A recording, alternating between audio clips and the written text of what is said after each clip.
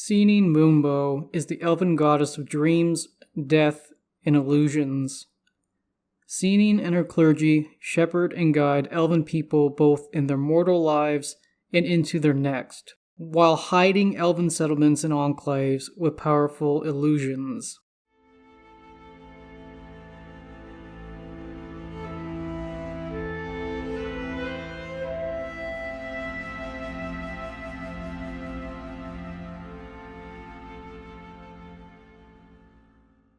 In this episode, I have included information from other Dungeons & Dragons sourcebooks that are not tied to the Forgotten Realms.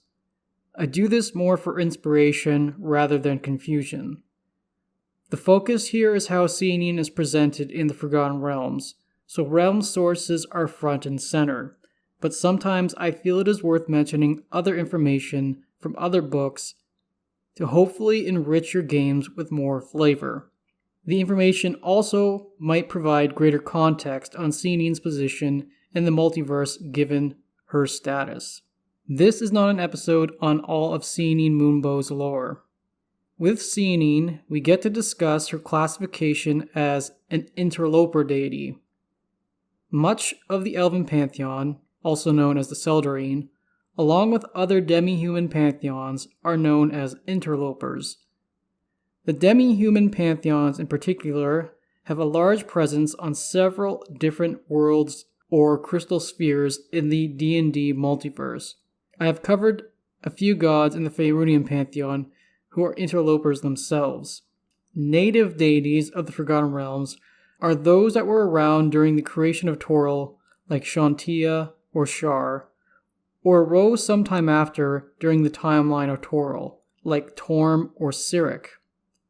I believe Severash may be the only god who is native to the Forgotten Realms in the entire Seldarine, but I will correct myself in later episodes if I am wrong.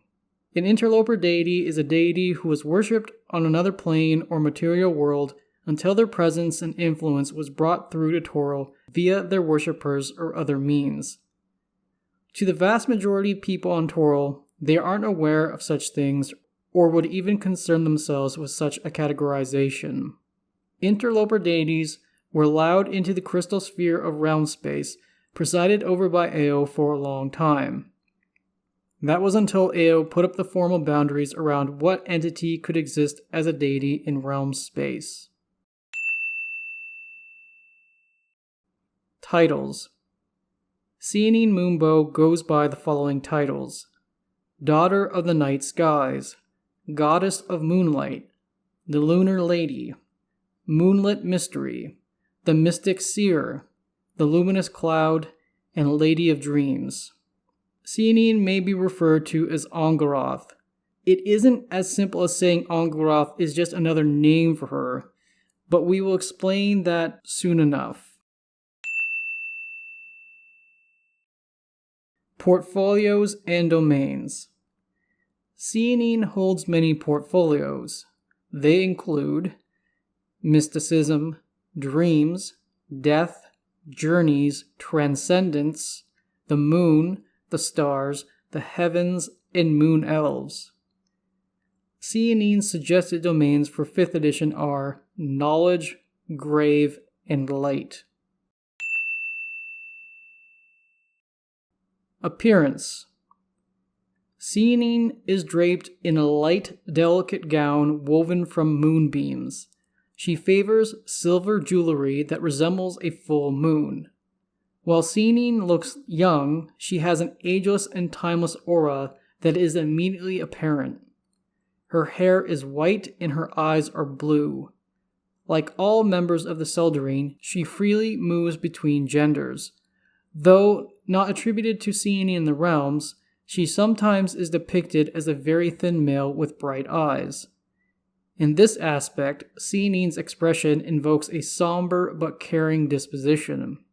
Sehanine carries a +2 quarterstaff, which she calls Moonshaft. Moonshaft holds both the powers of a Staff of Night and a Staff of the Moonglow. These are both items spelled out in 2nd edition with no 5th edition equivalent. A Staff of Night can provide infravision and ultravision. dispel magical light, and emit magical darkness. But its truly unique ability is being able to summon an Umber Hulk under your control. Not something that is really thematically tied to Sehanine at all, but that is what the source books tell me. A Staff of the Moonglow holds a small roster of spells the wielder can use, provide illumination that detects magical auras in the area, and weakens nearby undead. Though a unique feature to it is its fluctuating bonus to strike depending on the phase of the moon.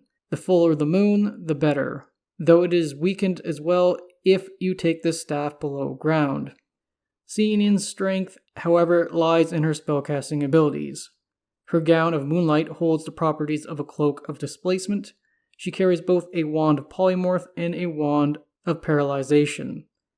As she moves, drops of moonlight fall off her gown. If someone bottles one of these drops off the ground quickly enough, the fluid functions as a potion of invisibility. Sehanine often works through dreams and visions. Her faithful and worshippers often receive boons while in such altered states. Sehanine sends her manifestations while her faithful are resting in a trance, in a meditative state, or dancing. Though she may work through someone else nearby who can speak aloud a cryptic message, as if affected by a spell known as Dreamspeak, which is a 2nd edition spell, which you might also find listed out as Dethos Delirium in other 2nd edition sources. Sehanine's manifestations are described mechanically through a couple other spells described in 2nd edition and 2 we know from the current edition. Sehanine might grant them insight with the spell Vision, communicate over great distances with others through the spell Dream, or see things for how they truly are through the spell True Seeing. Sehanine may nullify ill effects magically through a spell known as Greater Spell Dream, while that being is in a resting trance. Sehanine may use any of the following creatures to convey messages or fulfill a task. All Seldarine members call upon Agathanons, Asuras, and Ancient Treants. Sehanine specifically calls on Aasimar, Aasimon, particularly Light Aasimon, Asmiths, Baelnorns, Barak, Kath-Shi, Einhariar, Eladrins, Electrum Dragons, Elven Cats, Fey Stags, Fire Stars, which Sehanine's followers call Moon Dancers, Firetails, Frosts, Holiphants, Incarnates of Faith and Hope, Koliathra, Kirin, Lithari, Mist Dragons, Moon Dogs, Moon Horses, Mortai, Nick Epona, Pixies, Radiance Quasi-Elementals, Reverend Ones, Seelie Fairies, Silver Dogs, Silver Dragons, Sprites, Sunflies, Tuingren, and the occasional Tiefling. Now, Tiefling being what they were in previous editions, specifically 2nd edition and 3rd edition. Sehanine can communicate her favor with the discovery of Mithril, or the appearance of moonbars, which is a type of fictional gemstone, moonstones, silver, sunstones, and a meteor shower or a falling star. She communicates her displeasure by making it seem as if the moon is, quote, winking at the individual who is the source of her displeasure. Abilities. Forgotten Realms sources state Sehanine's power level in only 2 editions, 2nd edition and 3rd edition. In both editions, she holds the rank of an intermediate goddess. We can infer some of her abilities from 3rd edition, even though they are not attributed to her directly. I say this because 3rd edition sources attribute the following abilities to all intermediate powers. Sehanine immediately receives a die result of 20 on any check she makes. If Sehanine rolls a 1 on her attack rolls and saving throws, these are not seen as automatic failures, rather they are treated normally. Sehanine's divine senses extend out to a distance of 11 to 15 miles. Her divine senses extend out from her worshippers, holy sites, objects, or location where her name or one of her titles was spoken in the last hour. Sehanine's divine senses can be divided in 10 different locations at once. She's able to block the senses of other deities of her power level or lower at 2 different locations for a maximum of 11 to 15 miles. In the 5th edition Divine Hierarchy, this one I'm going to make an educated guess and say she would be considered a lesser deity. Excluding Angaroth, Sehanine is second in divine power compared to Corellon. Sehanine Moonbow's power strengthens and lessens with the phases of the moon, much like we saw with Selûne from the Faerûnian Pantheon. She is at her strongest when the full moon is in the sky, and at her weakest when a new moon is out. 2nd edition's demi-human deity spells out the abilities of her avatar. Her avatar can use spells from any sphere and school of magic, though she has a preference for the following spheres: astral, charm, divination, guardian, healing, necromantic, yes, necromantic, we'll get to that, protection, summoning, sun, and travelers. Then a preference for the following schools of magic: alteration, divination, elemental air, and illusion/phantasm. Sehanine's avatar will benefit or be hindered by the current phase of the moon. If the moon is full, she casts her spells at 5 levels higher than they normally would be cast at. Whereas if the moon is new or eclipsed, her spells are decreased by 5. Innately, Sehanine's avatar can cast sleep 3 times per day and false seeing at will towards any creature within 120 feet of her, who must make a save with a -4 penalty. False seeing is the reversed version of the true seeing spell, when the reversed version of a spell was a mechanic in previous editions. False seeing, quote, causes the person not to see things as they are. Rich is poor, rough is smooth, beautiful is ugly, end quote. As she walks, motes of moonlight fall in behind her. Now, of course, these are actual motes of moonlight, but this is the name of a spell from 2nd edition strictly for those in Sehanine's Clergy. The avatar can then move these motes as she pleases. As one of her preferred means of communication, Sehanine can cast Dream at will. All saves against illusion and phantasm spells cast by the avatar are made with a -2 penalty, and this penalty is cumulative with any other ongoing detriments. Those who look at Sehanine's avatar must make a save with a -2 penalty as well, or fall into a deep slumber for 1d4 turns.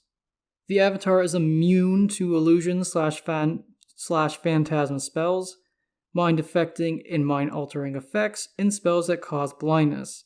Her infravision reaches as far as her normal vision. Her avatar can only be damaged by +2 weapons or better. Personal history.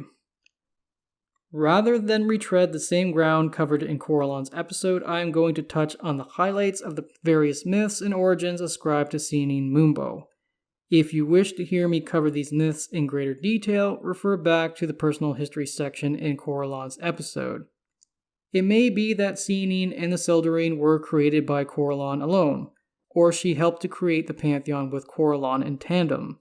She may be referred to as both Corellon's wife and daughter all in the same sentence. It might be that she was the first elf born from Corellon's spilled blood. Elves are said to be born from the blood shed by Corellon in his fight with Grumsh.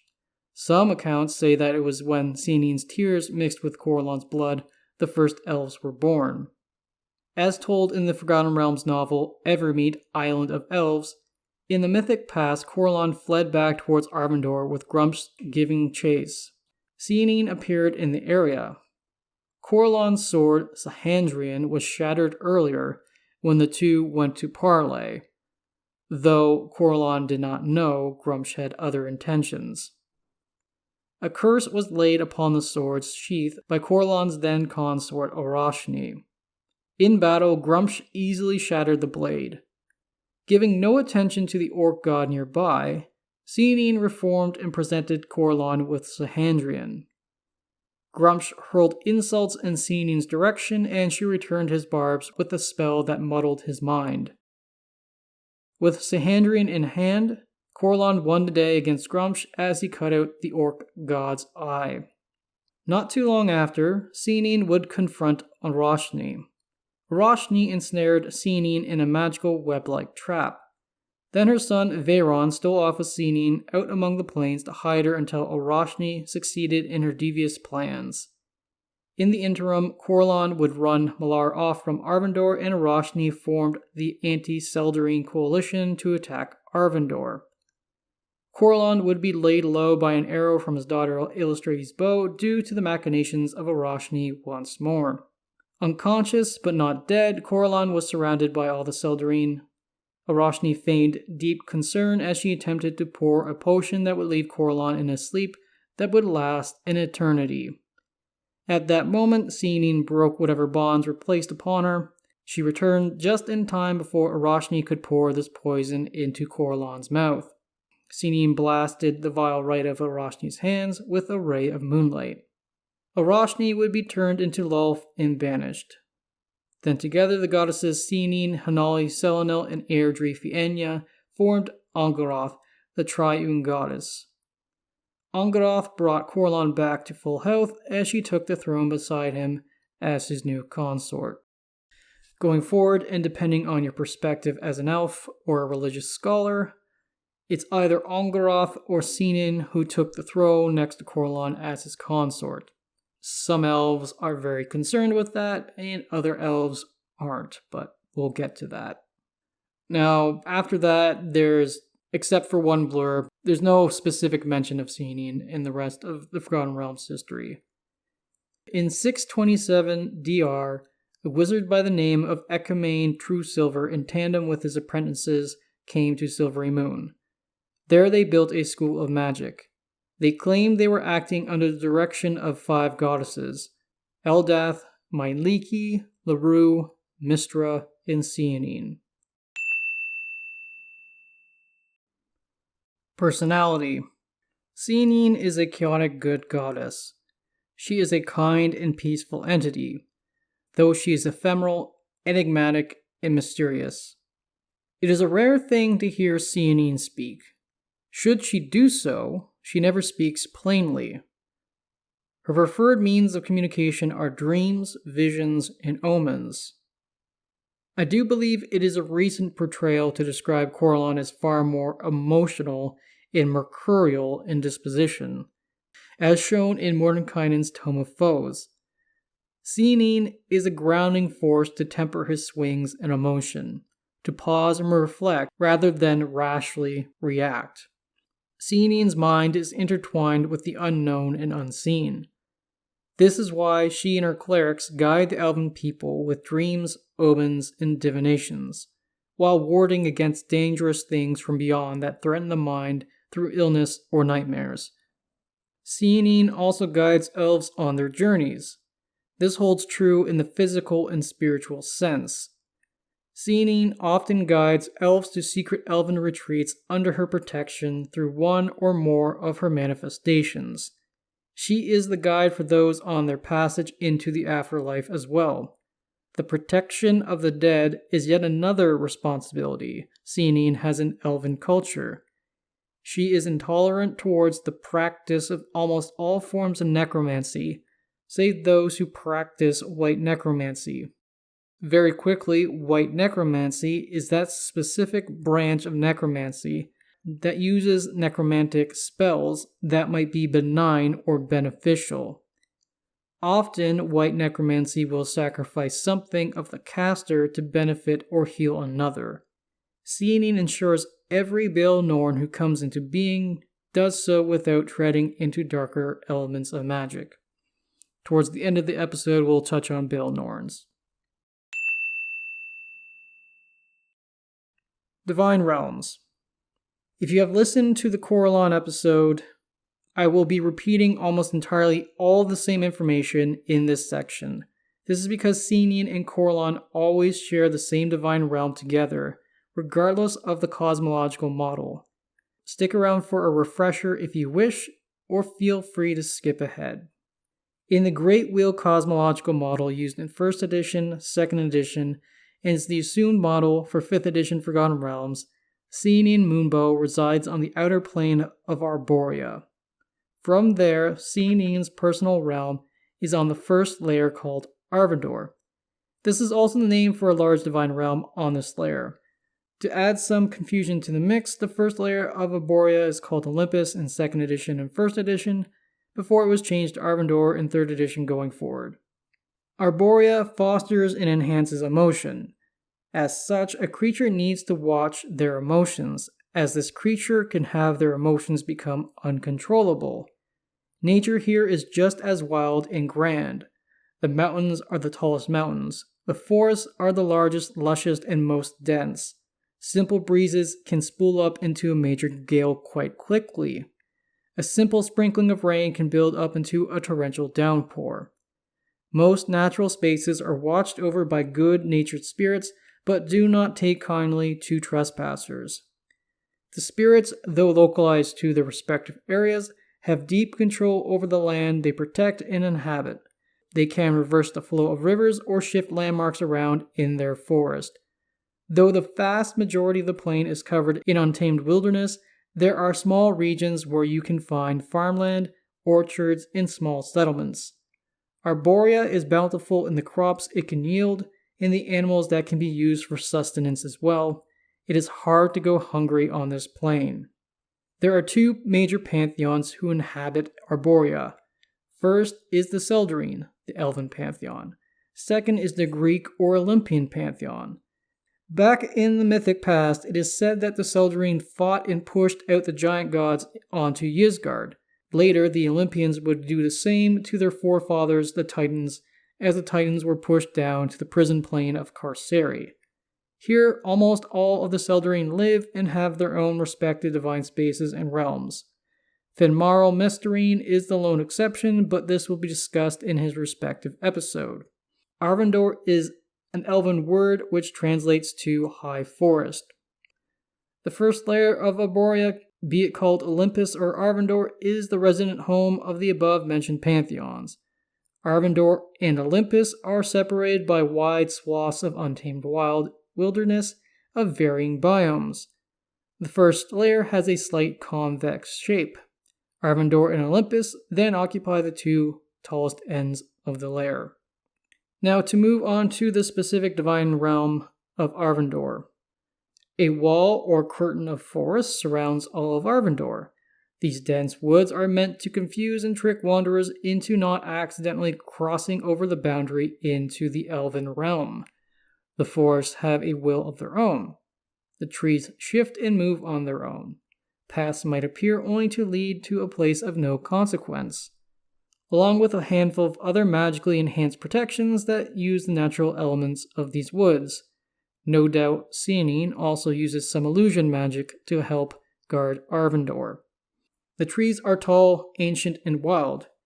There are many groves throughout the forest that are as large as the interior of some cathedrals. The canopy is dense and thick enough to sustain an ecosystem and groups of elves. Some elves may never touch down to the ground in all their many years living up in such trees. Though Arborea might be a good aligned plain, in the thick, shaded, and tangled undergrowth you can find ettercaps, if not some worse creatures. The Elven petitioners aren't ones to let evil live too long in Arvindor, however. The many Elven kings and leaders of the groups within this realm who've called it home in their afterlife will call for a hunt to bring such creatures low. Since Planescape material from 2nd edition claims the Seldarine took Arvindor from the giants, the ruins of such giants and structures lie scattered throughout the wild forests. Some are even as large as cities, though all are rife with overgrowth. Gates and portals still may be found here that lead to Ysgard, where the giants now hail from. Raiding parties of giants use these portals to reclaim relics and treasures their ancestors abandoned when they fled Arvindor. Arvindor isn't a settled place. You'll find many areas where the elves, celestial and fey creatures, live in harmony with nature, but they don't actively have the quote-unquote industry of any town or city. Those other than elves and fey who tread into Arvindor may be subject to a wonderment and awe that leaves them without proper judgment and decision-making. It may be so detrimental that a person may be left in this state for weeks at a time, only to regain themselves and have no memory of the weeks that just passed. Sehanine calls the marble towers deep in Arvindor her residence. This place is called Gwilach Tiril, which translates to the many-splendored. It is from this tower that she casts her most powerful illusions used to protect and hide the Elven peoples across the material plane. A throne room is found in the large central tower. They call this throne room Wisdom's Height. Once a year, Corellon and Sehanine receive visitors. The many-splendored has several small towers that surround it in no discernible pattern. Every room is enchanted to appear differently when someone sets foot into it. The only room with a stable appearance is the throne room. All sorts of artistic pieces decorate the interior of Sehanine's and Corellon's home. The council hall doubles as a public gallery for petitioners and visitors to experience, and as the meeting place for all the Seldarine when matters need to be discussed. The Many-Splendored has a few other named magical chambers. The Overlook is a chamber where someone can take in the entirety of Arvindor. The crystalline windows are enchanted. Someone can view any other world elves reside on through these windows. Something tells me Sehanine makes use of this chamber in particular. The Bow of Magic's gain imbues someone with a greater understanding of arcane magic after meditating in this chamber for a year. There's no further mention to the chamber's contents. The next two chambers are for recuperation and healing. Pure Blood is a place of respite for those who are tainted with magics that threaten their very sense of self. Then Vigil's Rest is a chamber for elves who are diseased or who have been blinded. In the World Tree cosmological model used for 3rd edition Forgotten Realms, and only 3rd edition Forgotten Realms, Sehanine resides on the plane of Arvindor. To keep things simple, the plane of Arvindor is more or less the same in its description as a realm in the Great Wheel cosmology. The Seldarine watch over a portal to another plane called the House of Nature in this cosmology. Several powers from the Faeronian Pantheon reside in the House of Nature. Many Eldrin and angels live in Arvindor.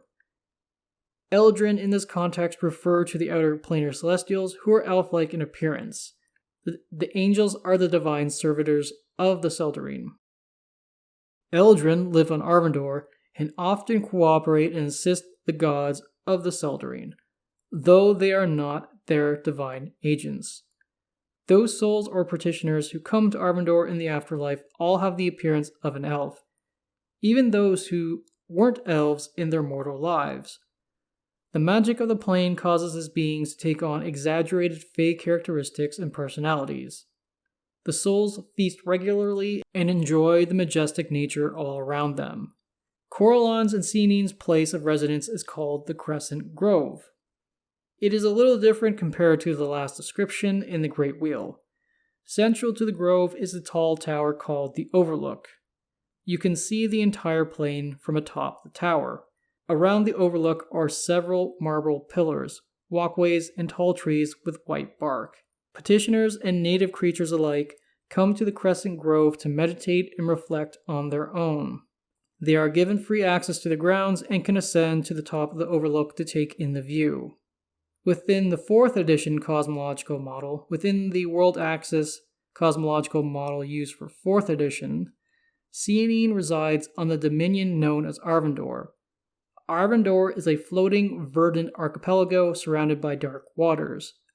The many islands and forests are obscured by fake glamours and natural mists. I would not be surprised if Sehanine has an involvement in those types of phenomena. The locales of Arvindor exist in a fluid state.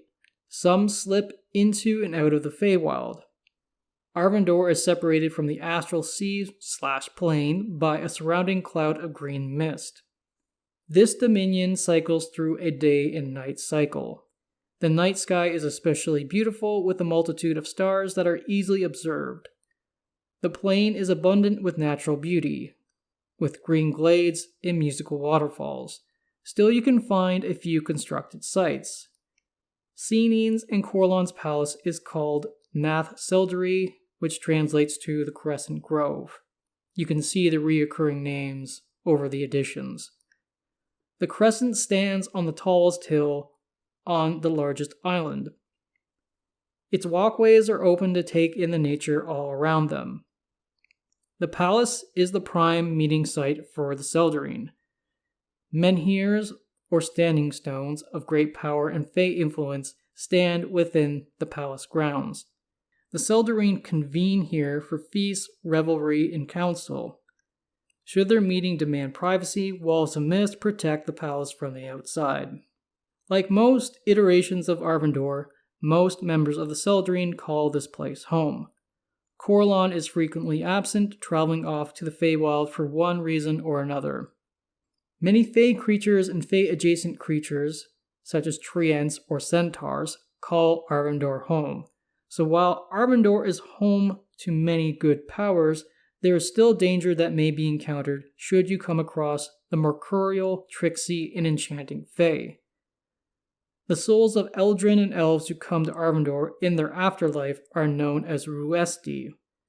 These Ruesti please Corlon during their mortal lives.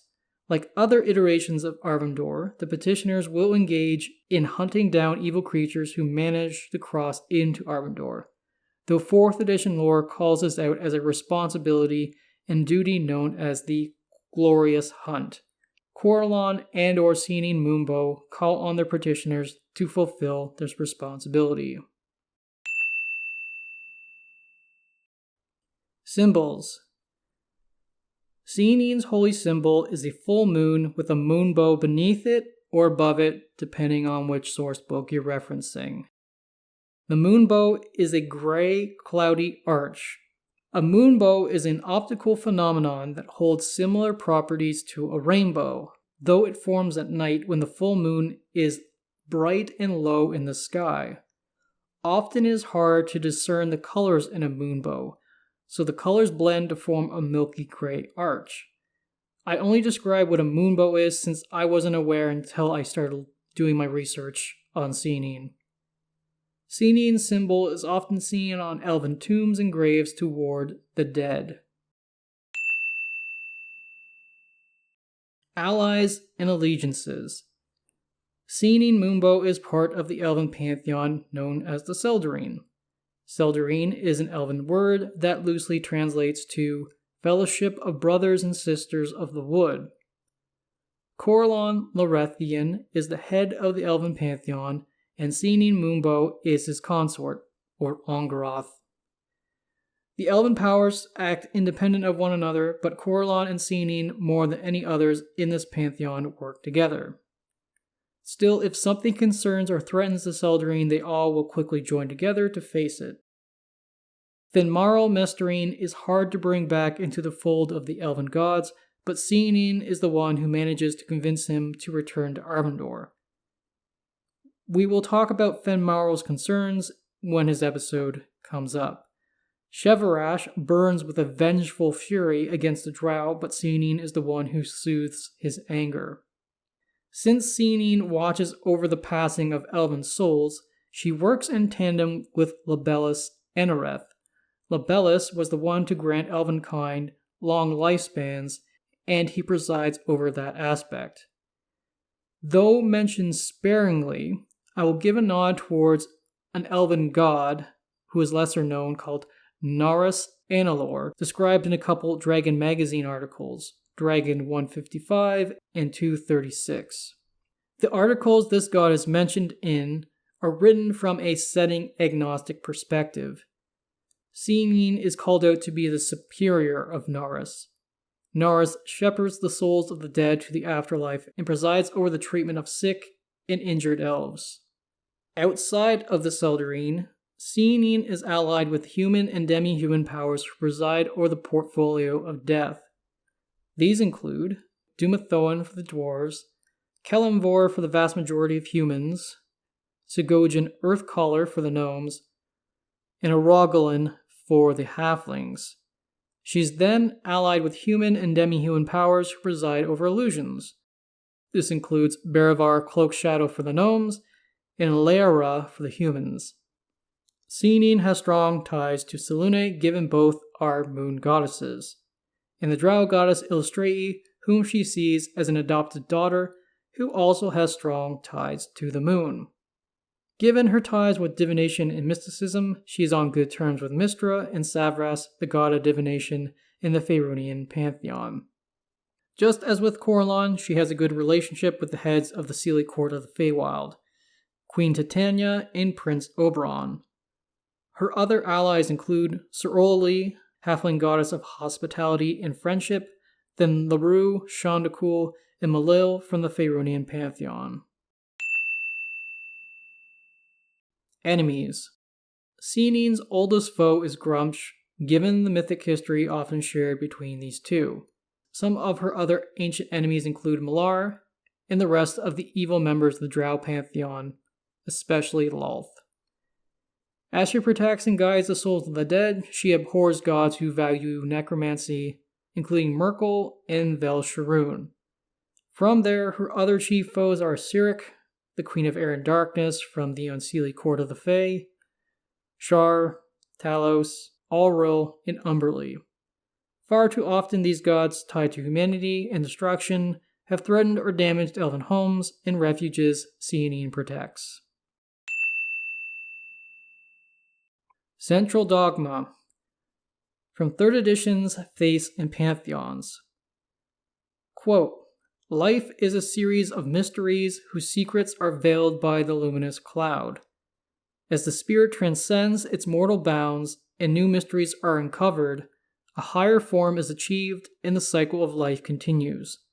Through contemplation and meditation, communion with the Lady of Dreams is achieved.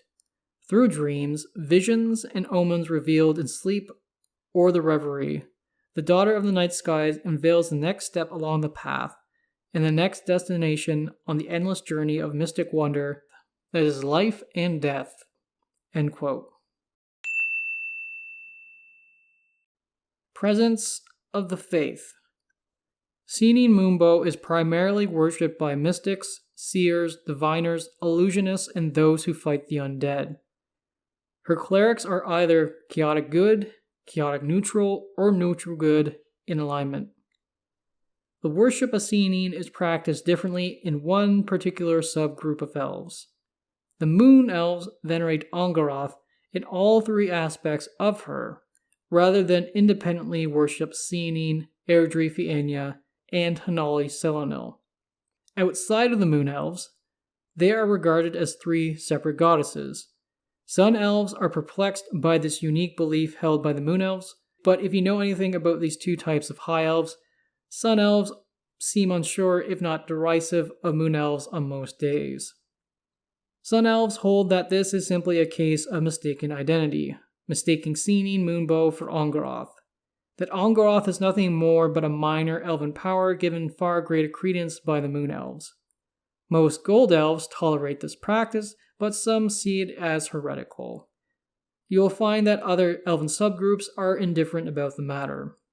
Sehanine's worship may be found among half-elves, especially those with ancestry tied to the Moon Elves. Her worship may also be found among a small group of gnome illusionists. Sehanine Moonbow and her clergy are responsible for protecting and hiding several elven refuges and sanctuaries. Such a dense and powerful layer of illusions hide Evermeet from outsiders.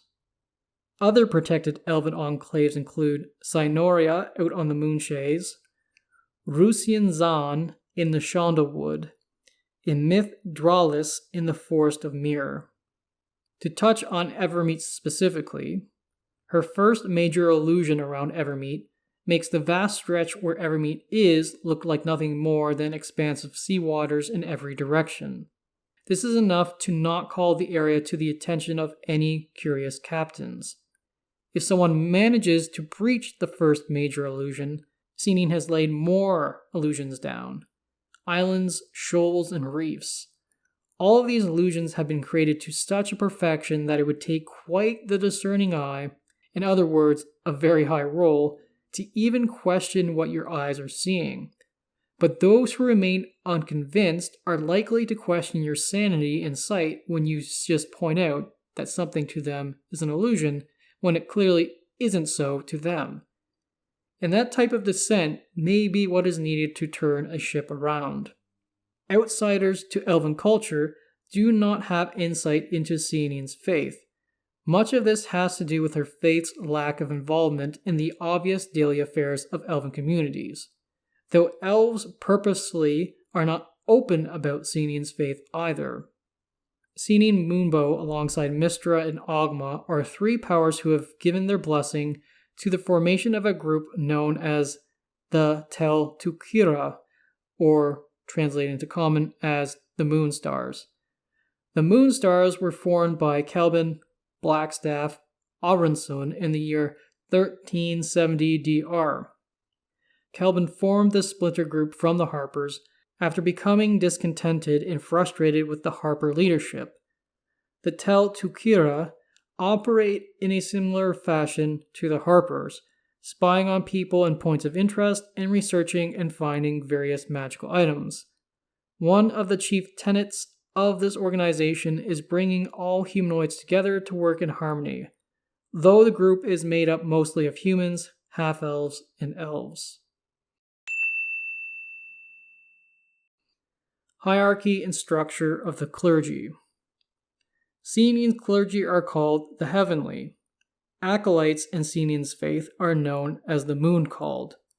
The ranks of the full clergy in ascending order are as follows: Stargazer, Moon Dancer, Sky Seer, Vision Seeker, Omen Teller, Dreamwalker, Transcendentalist, and Reverent Dreamer. Those at the highest ranks carry unique titles and monikers. When specialty priests were a player option, Seanine's specialty priests were called Star Singers.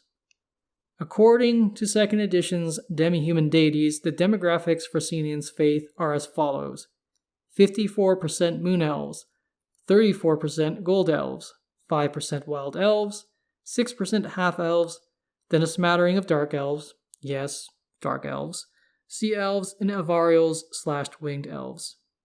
The clergy is made up of 40% specialty priests, 35% mystics, and 20% clerics.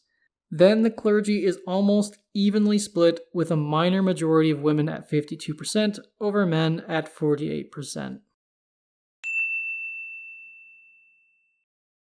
Orders and priestly bodies. The Knights of the Seven Sacred Mysteries protect and defend Elven enclaves from dangerous and conniving non-elves. They are also charged with the retrieval of Elven artifacts and knowledge from fallen Elven kingdoms. Among their number are clerics, paladins, fighters, and rangers.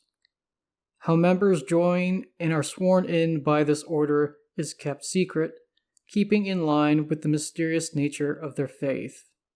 The Knights have a hierarchy with 7 tiers.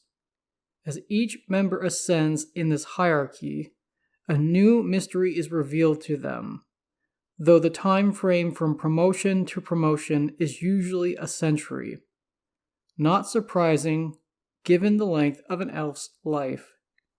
Each rank follows the same naming convention: Knight of the First Mystery, Knight of the Second Mystery, all the way up to the highest rank of Knight of the Seventh Mystery.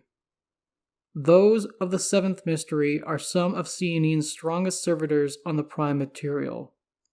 There are 3 chapter houses for this order. They are found in the city of Ruith on Evermeet, in the Vale of Everesca, and in the Tangle Woods out in the forest of Cormanthor. The Sentinels of the Moonbow are a small collective of rangers tied in with Seanine's faith. They hold 2 responsibilities. The first is watching over those wild animals which may be reincarnated elves. The second responsibility is the discovery and destruction of the undead. The Veiled Choir is a sisterhood in Seanine's clergy. Mechanically, they are mystics in the 2nd edition game, though in 5th edition they easily might lean towards clerics with a stronger preference towards spellcasting than combat. Their reputation is one bound up in myth and legend. Several people do not think they even exist. In truth, there are few of them, and each of them live in secretive locations. none of which are on Evermeet. Each of these singers is bound together in a shared prophetic song. Several elves have gone on quest to find one of the veiled choir. Those who succeed are not able to take up the role of another member of the veiled choir. However, Sehanine presents them with a boon and a grand prophecy that the individual is left to disentangle. That prophecy may take all the rest of their long lives to decipher.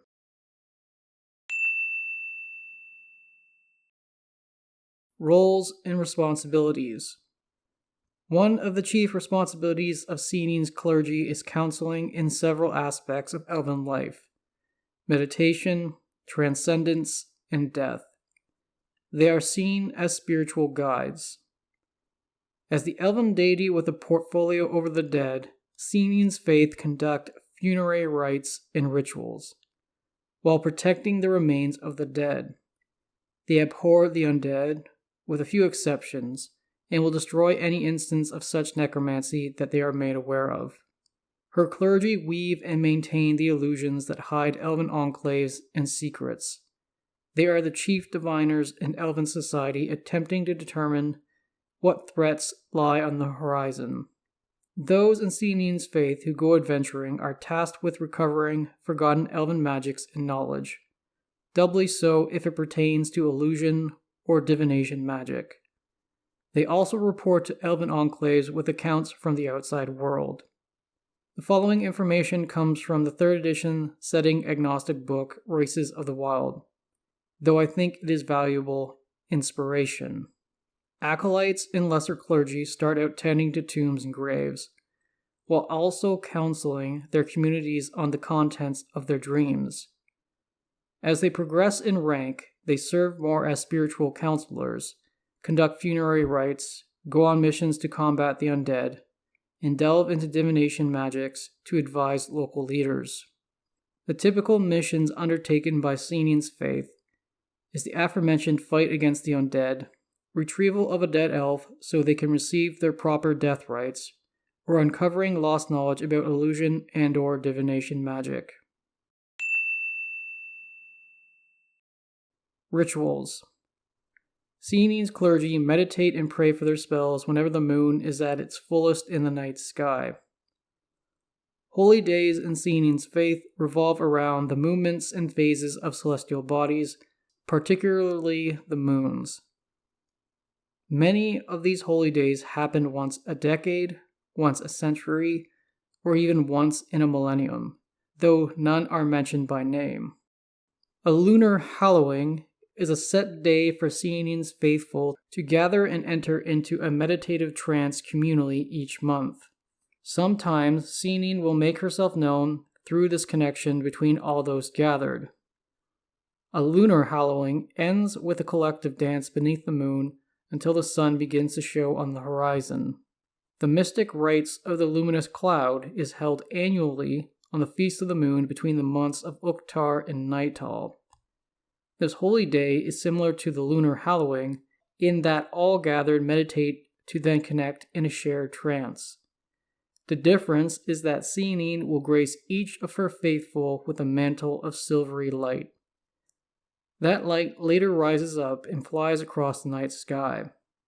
Amidst the light show displayed in the night sky, each individual reads something different and particular to them within the patterns. The depth of the message Sehanine has for each of them equates to how far along they are in their journey with the spiritual world. The light up in the sky comes back down to the ground and surrounds the worshippers once more. The rite concludes as all gathered come together to form a bright nimbus. I will refer to Races of the Realms from 3rd edition again, to emphasize this isn't a Realm sourcebook, but is still good inspirational material. Prayers offered to Sehanine use riddles little understood by those outside the faith. The words in their prayers mention the moon, stars, and night sky.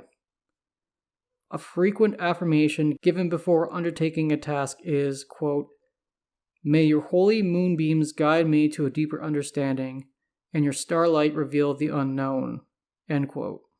It is important to discuss how elves passed on from the mortal world to the planar world when they die, given Sehanine's purview over death. Elves don't age in the sense that other humanoids do. Rather, they will reach a period in their long lives when they walk about in a daydream, lost in their own thoughts for periods at a time. This is the first sign that their time to move on from the material world is close. This period is known as the Transcendence. Internally, Sehanine will present the older elf with a vision that shows the location the elf must travel to peacefully pass on. The pull towards this last stage in their lives is very hard to ignore. Outwardly, a perceptive individual can make out a unique phenomenon whose description varies by source. Either you will see an opaque crescent in the lens of the eye, just above the pupil, or above the pupil while an elf trances. This crescent being part of Sehanine's holy symbol, her moonbow. A circle of transcendence is a rare event. The loved ones of the older elf will sit with them in a collective trance, linking themselves telepathically, during which time memories and knowledge are shared freely. The end journey taken by the older elf differs from culture to culture. One common example is the older elf travels out into the wild by themselves, only for their body to not be found again. Another is likened to a traditional death. The soul leaves the physical body behind. Those elves killed accidentally or violently must rely on Sehanine's clergy to complete the transcendence for them. They perform a rite called the Ceremony of Recovery. 1 or more days of meditation and tapping into the material and spiritual worlds is required. After a strong enough connection is established between the wandering soul and Sehanine, the soul finds a path into the afterlife. While conducting this ritual in connection with the spirit, the clergy members will show the opaque crescent, the moonbow in the lens of their eyes, instead until the ceremony of recovery is complete. Typically, if an elf has managed to live a long life to the point of experiencing transcendence on their own, their family and friends will celebrate their passage and not mourn it. Though how each elven culture does this varies. The passing of respected and powerful elves of great influence is marked by a moonbow manifestation during that night. I will present the following conflicted and additional information from 5th edition's Mordenkainen's Tome of Foes. Tome of Foes says a moonbow appears over a full moon when an elf is soon to pass on to Arvandor. It is then that elves should seek out this elf and commune so the departing elf can impart knowledge to the younger peers. Moonbows are known to appear during other phases of the moon. The book says the reasons vary depending on the phase of the moon and season of the year, though without any concrete examples, except should a moonbow appear during a new moon. This is an ill omen. This manifestation heralds a period of catastrophe with many deaths to come in the future. Despite Sehanine's knowledge of when an elf's time has come, her clergy does not share such insight. The spirit of the elves are believed to journey to a realm known as Arvanath. Now I will be upfront and say the concept and description of Arvanath is only mentioned in 2nd edition sources. It is discussed in 2nd edition's Complete Book of the Elves, which is a setting-agnostic source book. Then if I had to make an educated guess, the writers for 2nd edition's Demi-Human Deities, which is a realm source book, try to incorporate Arvanath in their coverage of Sehanine and her faith. All that to say, I have not seen any mention of Arvanath past its mention in 2nd edition. I do believe it's still worth mentioning in this episode. Arvanath is considered the Elven afterlife. Whether it is its own distinctive area, a realm in Arvandor, or something wholly separate, the truth is kept secret by the elves. Though if you read the 2nd edition Planescape sourcebook On Hallowed Ground, Arvanath is indeed Arvandor, just by another name. That said, some non-elven spellcasters have been able to find their way into Arvanath and returned to the mortal world. though they were struck with such a euphoria and bliss that their minds became addled. Any experience they had in Arvanath is muddled and fuzzy. They do not remember anything concrete about the experience. If you remember me talking about Arvindor, this is also very much the case for some visitors who go there as well. Arvanath is a realm of natural beauty where an elf can revel in the many splendors of this place for an eternity. Ideally, the elven soul is reincarnated eventually into a new form. An elven soul may be resurrected or retrieved by those who tread into this realm. However, this is regarded as a forceful removal of the elven soul, since few elven souls dare think of leaving Arvanath. Should an elf wish to leave after living in perpetual bliss, their soul is reincarnated. It is rare for a reincarnated elf to come back into another elven body. Such a thing is reserved for elven heroes and champions tasked with a quest of tremendous importance. It is common instead to come back in any animal form that runs the gamut from tiny insect to imposing elephant. When reincarnated this way, the sense of self before reincarnation is lost. Sehanine's clergy are in charge of funerary rites, so I'd like to touch on those next. Some funerary rites practiced by elves include interment of the body in the ground with a communal ceremony. Artwork by the deceased and displays of their life's passion are shown. Speeches are given to speak on that elf's life. This type of practice is seen most in Gold Elven and Moon Elven societies, but even then, this doesn't hold true for all Gold and Moon Elves, and you will see a smattering of the other Elven subraces practice these rites elsewhere. Interment of the body with no ceremony. The body is believed by some elves to be merely a vessel and is treated as such. A celebration of the elf's life is held elsewhere. Cremation of the body. This is done for two reasons. The first is the practical understanding that necromancy cannot corrupt the body if it no longer exists. Finally, elves who practice cremation believe it is the last and final step to disconnect the departed elf from the material world and allow them to embrace Arvanath fully. If elves are going through great lengths to inter a body in an important tomb, the body is placed on a stone bier inside. Elves dislike sarcophagi or coffins since they believe this type of containment will restrict the soul on Arvanath. In rare circumstances, such as if an elf body is mauled or gravely disfigured, elves will place the body inside a coffin or sarcophagus. The protection of tombs and graves falls to Sehanine's clergy. They will shroud these places with illusions to confuse and befuddle potential grave robbers. If you are interested, there is more information regarding the layout of elven tombs presented in 2nd edition's Demi-Human Deities. This information is found in Sehanine's section of the book. While it is interesting, it is just outside the scope of this episode. Let's move away from the afterlife and funerary rites. The Lalashé Seldar Wahilos, translated to Sacraments of Seldarine Blessing, is a hybrid elven high magic ritual mixed with a ritual conducted by clergy of the Seldarine. This ritual applies not just to Sehanine's clergy, but all the clergy of the Seldarine. 3 practitioners of high magic are specifically called for in the sacraments. Usually these elves gather to create items needed for a given task of importance.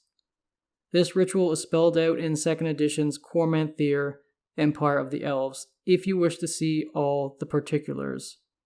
The description mentions that there are more variants on the ritual that are still hidden from the knowledge of sages. The clergy call for the attention and blessing of their respective god or gods, while the high mages bind the magic of the blessings to the item.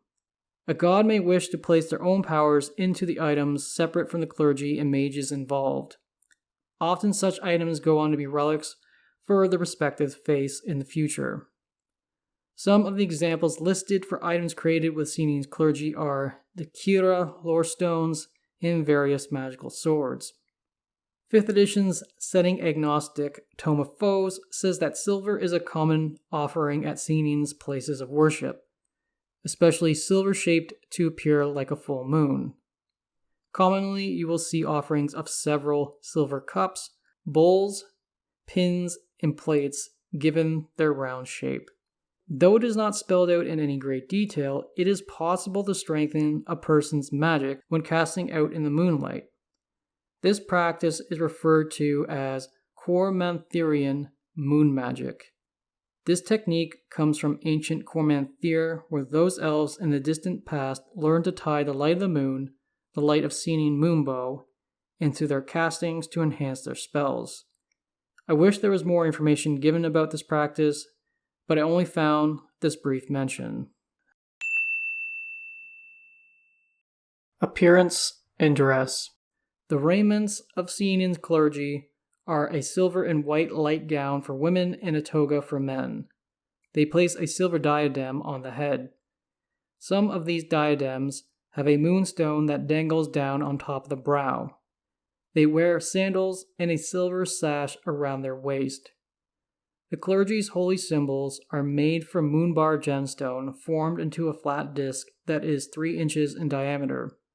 These symbols are worn on thin silver or mithril chain. When adventuring, Sehanine's clergy prefer chainmail or plate armor. They carry shields with reflective, unadorned surfaces. They polish these shields to a mirror shine. Their armor is decorated with beautiful motifs. High-level clergy of Sehanine especially have beautiful sets of armor. Several such suits of armor lay in the ruins of Mithranor. Like most elves, they have a preference for short bows and long bows. They prefer staffs for melee weapons. A common magic item found among them are staffs of moonlight and rings of shooting stars. 5th edition Setting Agnostic Tome of Foes presents the following. Equipment and weapons used by Sehanine's clergy are marked with a stylized eye motif.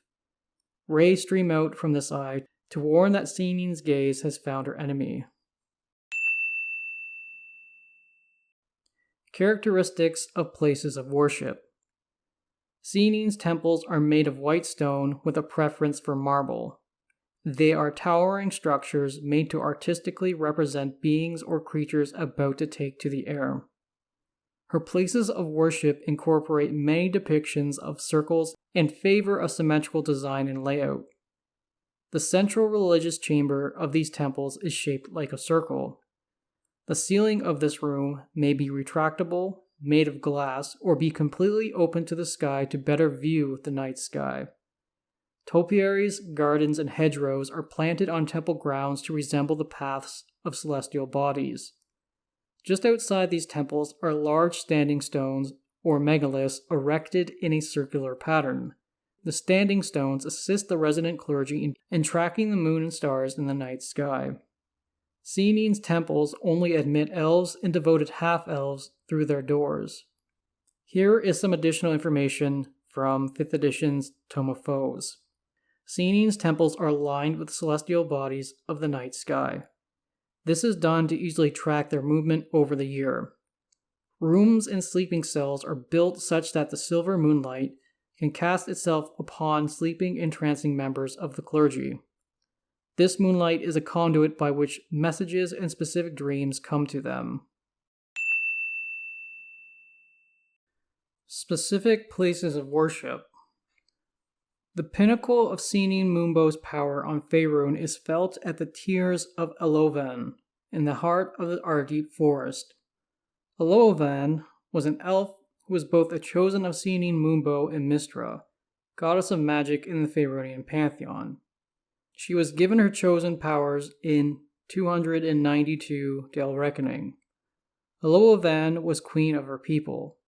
The silver fire gifted to her through her connection to Mystra eventually drove her to madness as she was unable to control it. Elven's spirit became partially stuck between both Arvanath and the material plane. Hovering in the location of her passing is an ever-roiling nimbus of silver fire. To ease their queen's suffering, 7 clergy members of Sehanine gathered together and shaped much of the silver fire into its own unique demiplane. Within this demiplane is a perfect recreation of Elven's former royal court. Sehanine's clergy call this demiplane the Court of Silver Fire. At all times, 7 of Sehanine's clergy are within the demiplane sustaining it. Otherwise, Elven, and thus the Silver Fire, would lose control.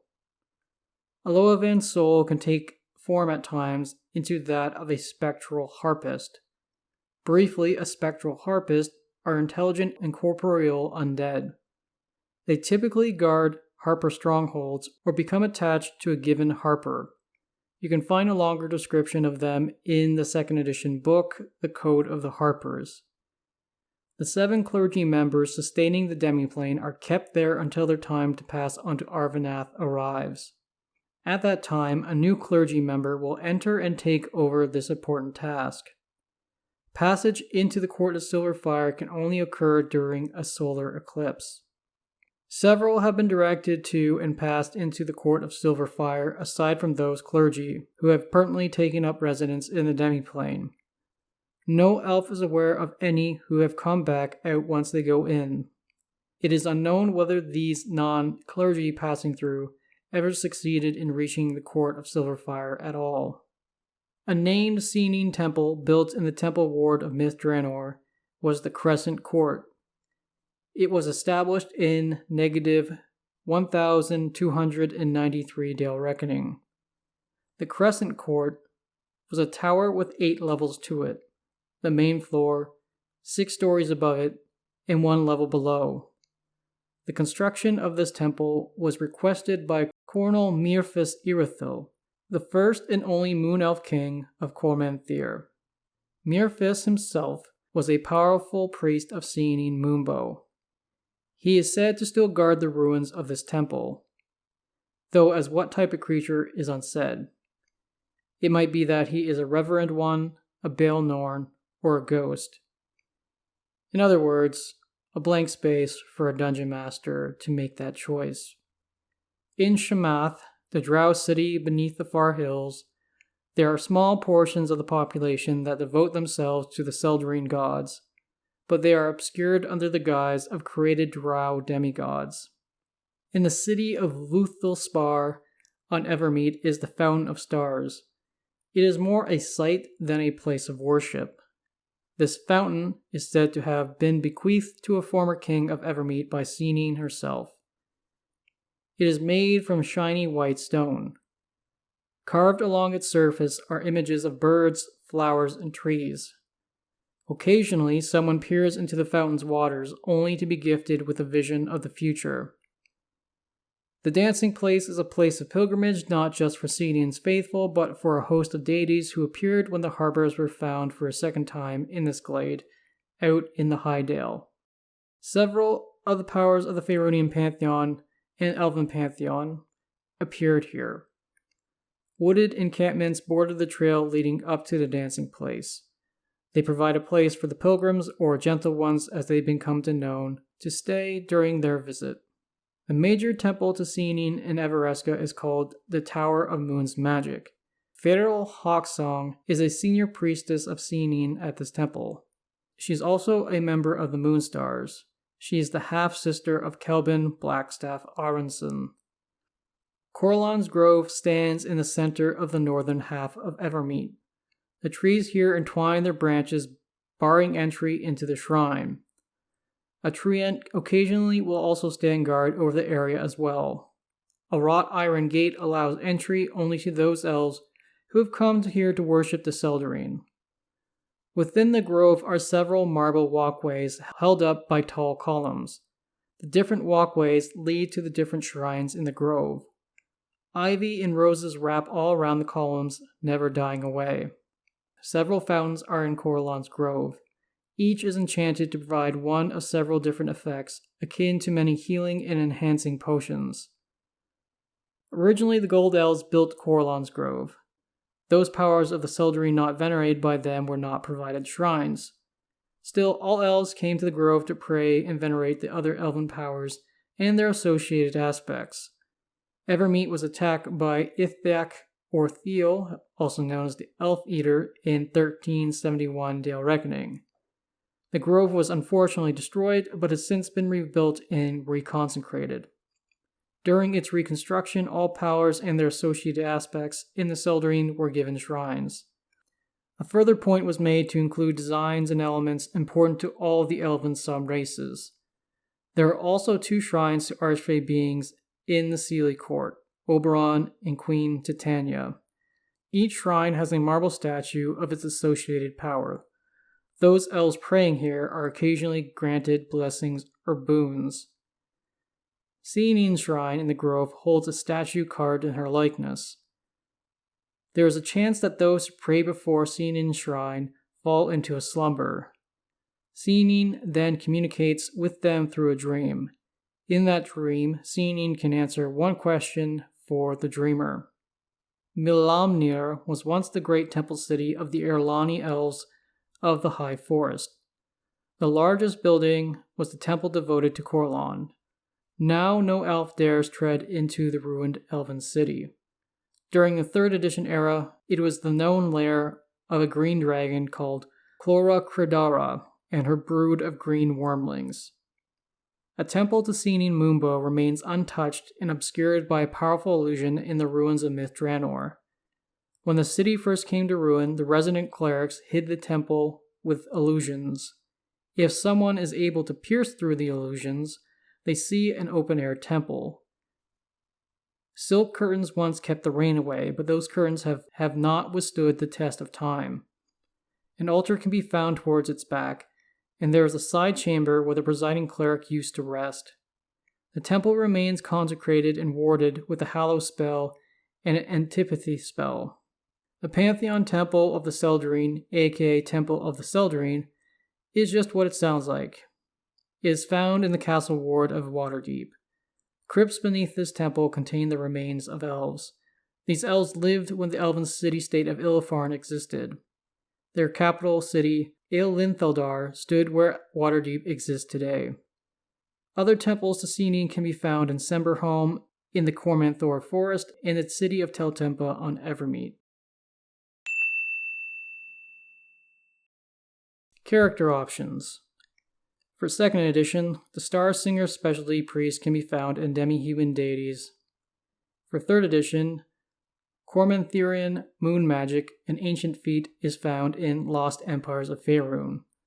Sehanine was part of the main pantheon for the default setting of 4th edition, often referred to as the Nentir Vale. This pantheon was known as the Dawn War Pantheon. This is the same pantheon Matt Mercer used for his pantheon in the world of Exandria seen in the actual play show Critical Role. Sehanine Moonbow just as often is called the Moonweaver in that show/setting. You can find plenty of lore and information relevant to Sehanine in several default 4th edition sources. The Seldrine Dedicate Paragon Path from the setting agnostic Divine Power. Sehanine's Reversal, a divinity feat from Dragon 398.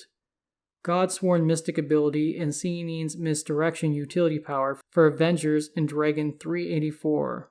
Fragment of Sehanine for Invokers in Dragon 382.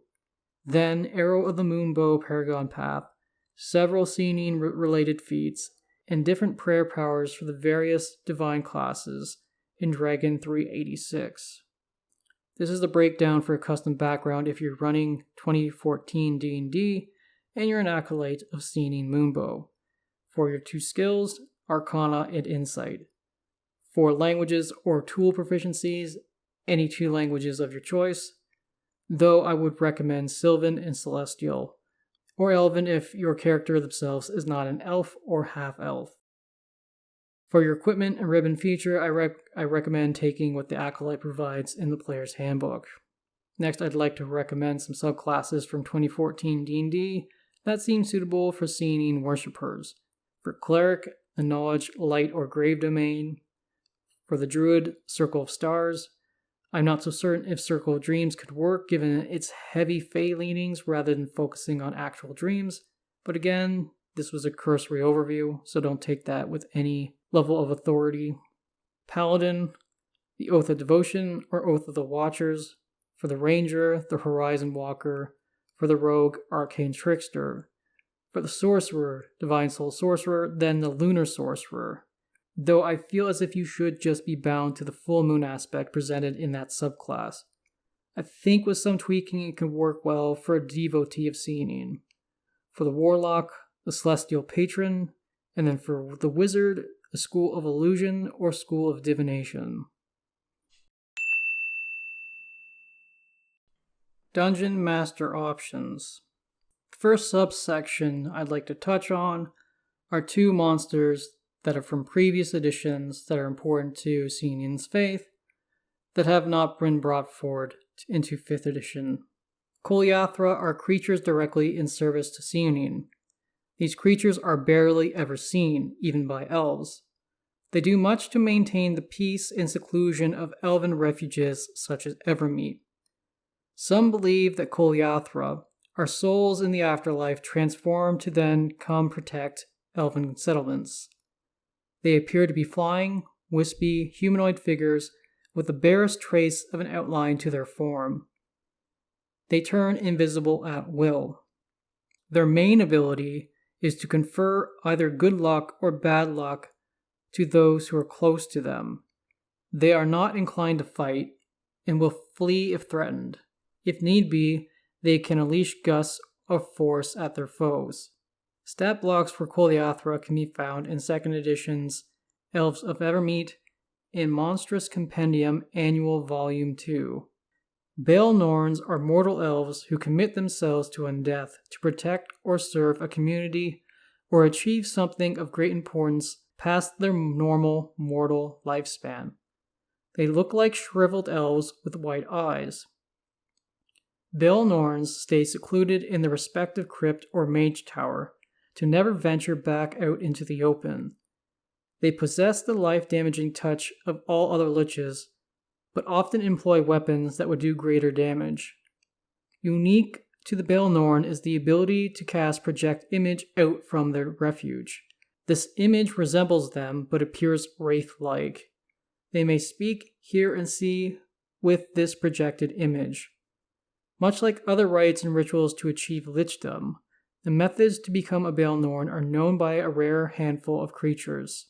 Stat blocks for Bale Norns can be found in 4th edition's Open Grave, 3rd edition's Monsters of Faerun and Monstrous Compendium Annual Volume 1, and the Ruins of Mithranor box set for 2nd edition. Moving along to magic items. 1000 Broken Dreams is a mithril longsword created by the Tharian Mistwatcher, who was a devoted worshipper of Sehanine Moonbow. Dartharion forged this blade to combat Drow after his city was destroyed by the Underdark denizens. Now where this elven city stood, or when this occurred, isn't stated, other than the sword was made thousands of years ago. Darthian fell to Driders, though it later came into the possession of an elven heroine named Stargazer. She took down hundreds of Drow with this sword, though she succumbed to grief over the loss of her sister in the Battle of 9 Arrows.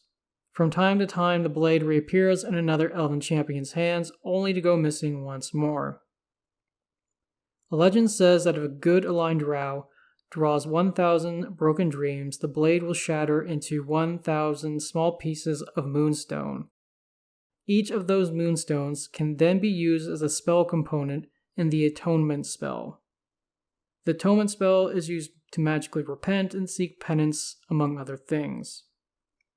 Since 1000 Broken Dreams is presented in 3rd edition's Magic of Faerun, it uses some of the terms specific to that edition.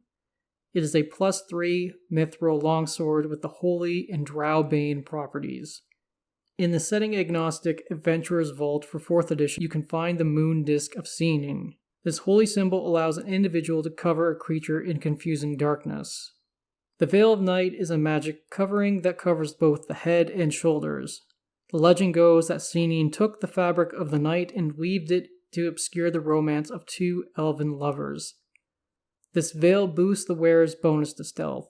It has 2 daily powers that help to turn yourself and other people invisible under different circumstances. The Veil of Night is found in Dragon issue 394 and not from the realms, but rather from the default setting of 4th edition called the Nentir Veil. Next is the list of magic items from official 5th edition sources that could be tied to Sehanine's faith and her followers. From Bigby's Glory of the Giants, the Sanctum Amulet. From the Book of Many Things, the Crown of Whirling Comets, the Glimmering Moonbow, that one's quite apt, the Starshot Crossbow, the Deck of Oracles, +1 to +3 Fate Dealer's Deck, Armor of Weightlessness, and Sword of the Plains. From Candlekeep Mysteries, the Staff of Fate.